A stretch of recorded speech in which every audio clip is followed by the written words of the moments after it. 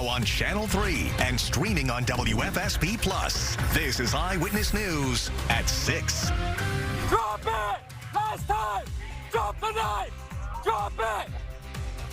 The former Hartford police officer charged with killing a man while on duty made his first appearance in court nearly 100 days since the shooting. The rookie officer is facing manslaughter charges after the inspector general deemed the shooting was not justified. Amanda Callahan is your reporter live in the studio to break down what went on inside and outside the courthouse. Amanda. Well, Erin, Joseph Magnano stood in front of that judge for less than 1 minute today. He did not enter a plea, but instead there was discussion as to whether or not his case should be moved outside of Hartford to ensure fair proceedings. But his appearance certainly brought out a showing of support for both him and the victim. Magnano said no words to the judge or outside court when he left, his attorney declining to comment on his behalf. I have no comment at this time. Do you stand by that the shooting was justified? So is that a rhetorical question? Dozens of officers from Hartford and other police departments stood outside Superior Court with flags and signs showing support for 23-year-old Joseph Magnano, who's facing manslaughter charges in connection with the deadly shooting that happened in late February. 55-year-old Stephen Jones was said to be having a mental health crisis while wielding a knife on Blue Hills Ave. Drop it! Last time!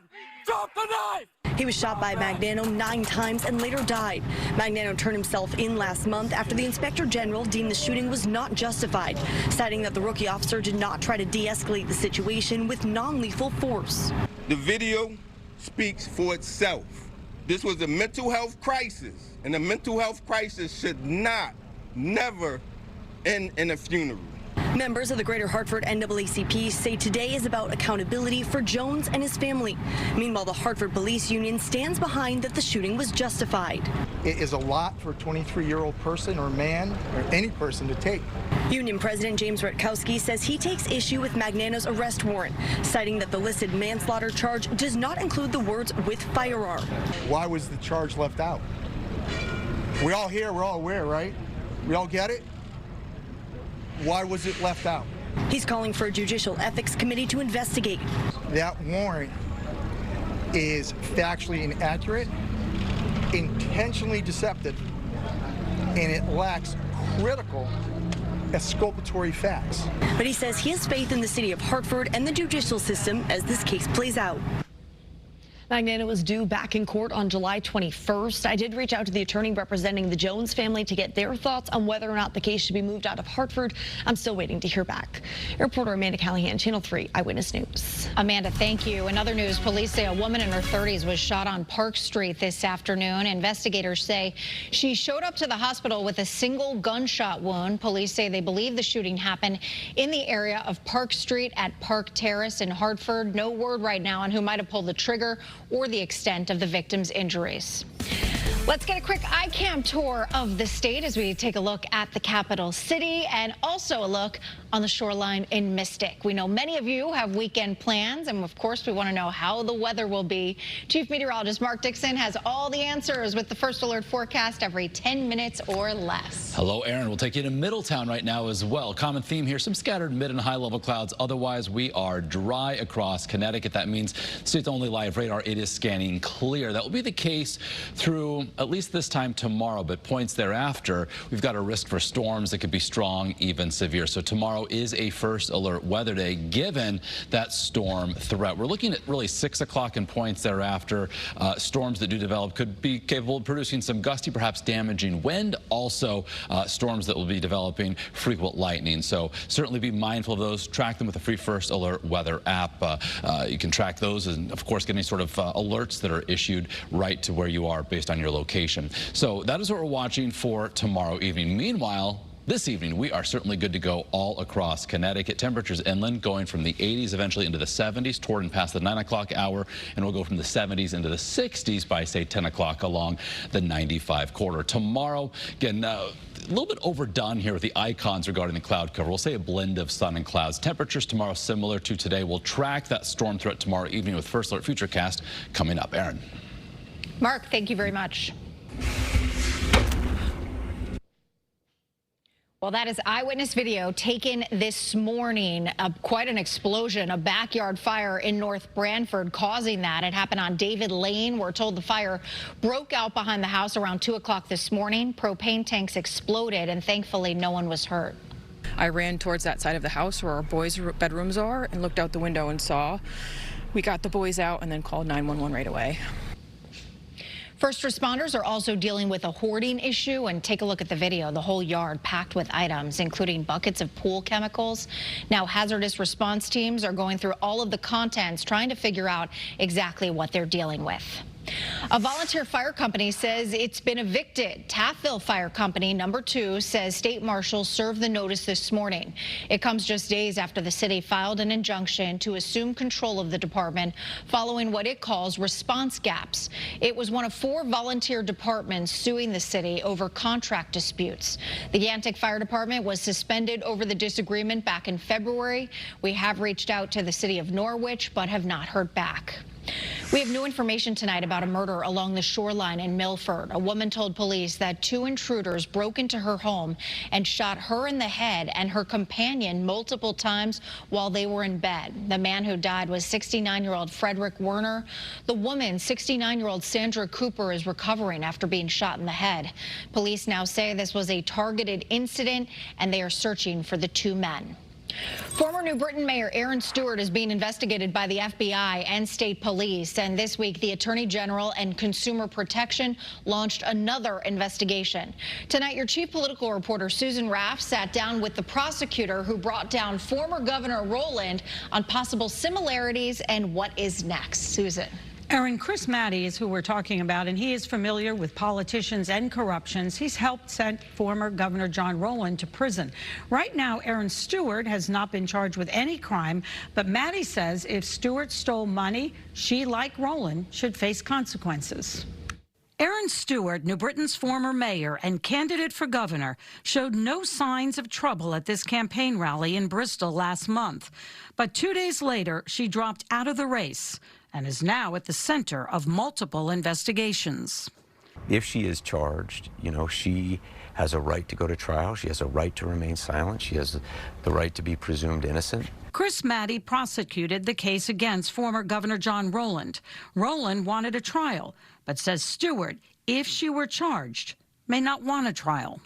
I think most folks who face allegations like this, if in fact they're true and provable, recognize that the risks of going to trial are just too much to bear and are likely to try and mitigate their exposure through a plea. The law firm that investigated Stewart is accusing her of misusing taxpayer funds, fraud, improper credit card spending, embezzlement. And this week, the Attorney General launched their own investigation into whether Stewart may have used a charity for personal use. The Mayor's Trophy Charitable Fund had 2 accounts. One was managed by a foundation. The other was in a checking account. Today, Eyewitness News has obtained this check. The amount for $30,000 is made out to the Community Foundation of Greater New Britain. It is signed by Erin Stewart on behalf of the Mayor's Trophy Charitable Fund. But the address is Stewart's home address. Maddie says he doesn't like to make an analysis, but points out that Rowland and Stewart were both young when they took office. But he says that's not an excuse. What's clear is that they are adults. They're expected to be people of integrity and of honor when they are elected and entrusted with that type of responsibility. These investigations are likely to take weeks and even months. In the meantime, the current mayor, Bobby Sanchez, says he's taking steps to prevent this from happening again and says he will seek restitution for New Britain taxpayers. Your chief political reporter, Susan Raff, Channel 3 Eyewitness News, live in the studio. Gun safety laws work. Governor Lamont signing a bill banning Glock-style pistols. We'll tell you about the legislation and why not everyone is happy. Gas prices continue to drop. We'll tell you where you can find gas under $4 a gallon. And before we head to break, let's take a look at where things ended on Wall Street. The stock market had its worst day since October, down more than 695 points. You are watching Eyewitness News at 6, and we'll be right back.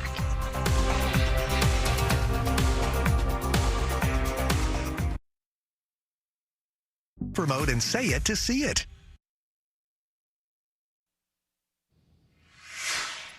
Today on National Gun Violence Awareness Day, Governor Ned Lamont signed a bill banning the sale of certain Glock-style pistols. Some say the weapons can easily be converted into fully automatic guns. Supporters of the measure believe it will save lives and help law enforcement hold criminals accountable.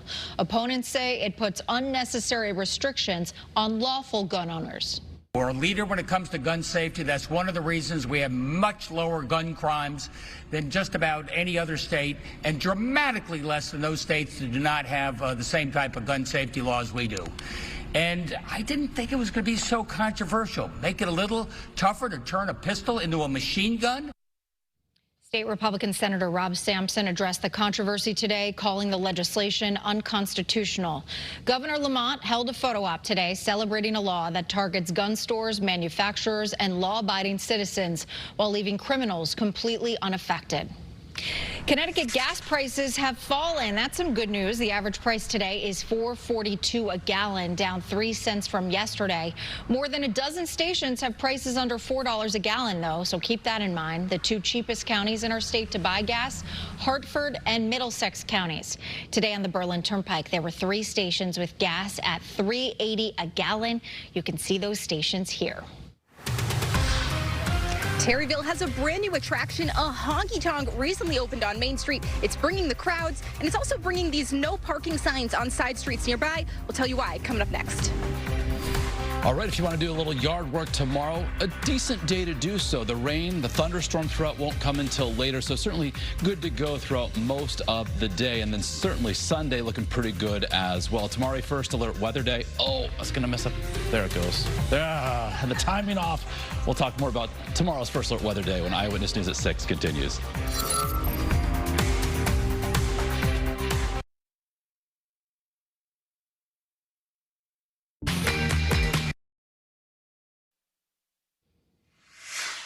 A new country western style bar and restaurant is gaining popularity in Terryville. Nash in the Ville opened a little more than a month ago, and as more people discover the new hotspot, that's leading to complaints about parking.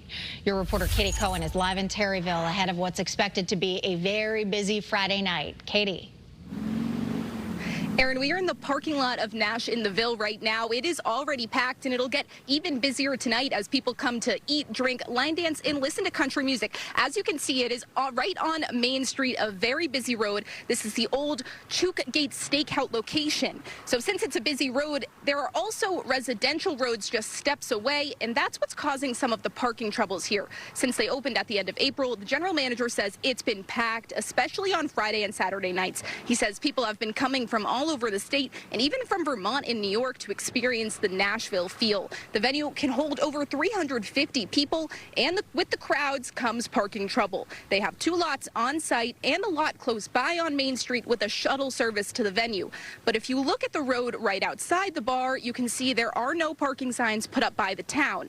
Plus, a business right next door put up reserved parking signs and even hired a towing company to keep honky-tonk goers from using their parking spots. The general manager says they are working with the town to come up with a better parking situation, and they hope residents will embrace their popularity.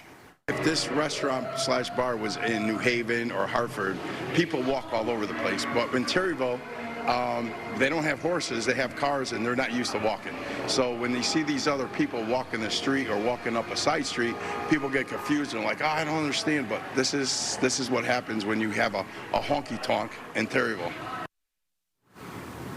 We have reached out to police here to ask if they have a comment about this parking situation, and we are still waiting to hear back. I'm your reporter live in Terryville, Katie Cohen, Channel 3 Eyewitness News. All right, we are ending the week on a quiet and warm note across Connecticut. Tomorrow, things may not be so quiet, especially as we head into the evening hours. Tomorrow is a first alert weather day for a threat for storms that could be strong, potentially severe. We're looking at, say, between 6 p.m. and midnight, the window of time, where we could get some damaging wind gusts, some frequent lightning, perhaps even some hail and some heavy rain with these storms as they develop and move into Connecticut, all in advance of a cold front. So tomorrow, an evening storm threat. Otherwise, daylight hours should be pretty much good to go for outdoor activities. Same goes for Sunday. We're seeing mainly dry, and isolated shower, maybe even isolated thunderstorm could pop up during the afternoon, but most of Connecticut remains dry. In the next week, we will remain warmer than normal.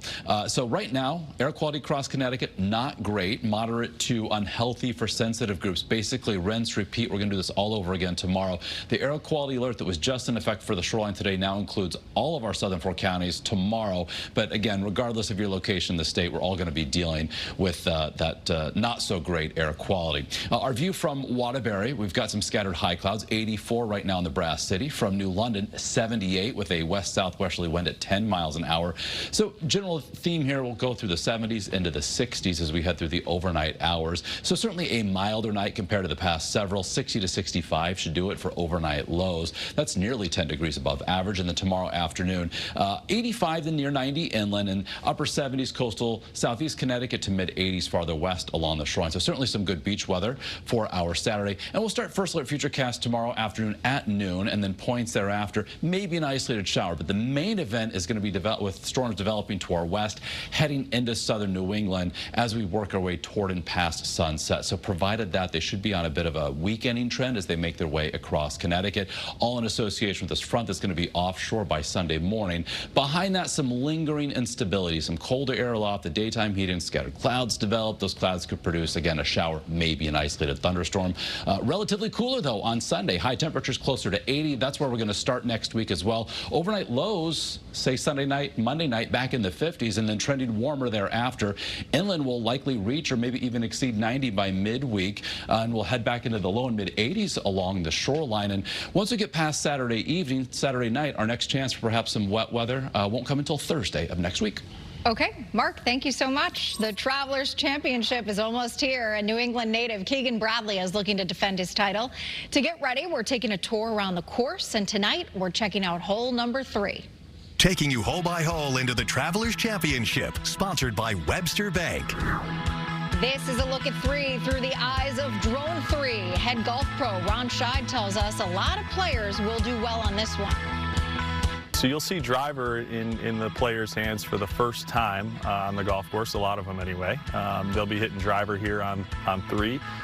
Big tree that they'll have to contend with off the tee box on the left-hand side, but a nice, wide, generous fairway.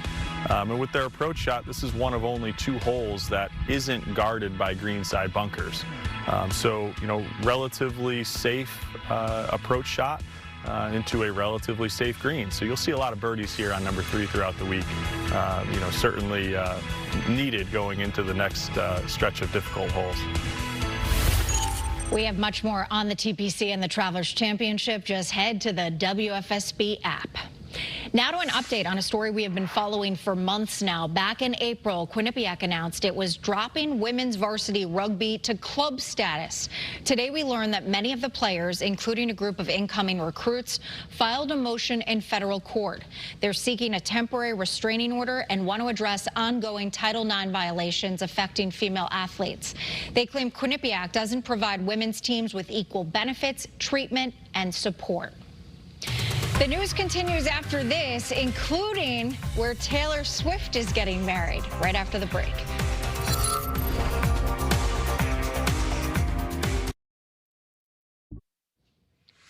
Well, the NBA Finals are not the only big news coming to Madison Square Garden. Taylor Swift and Travis Kelce are apparently getting married there. This according to the New York Post, who broke the news within the last hour. The wedding would be July 4th weekend at the world's most famous arena.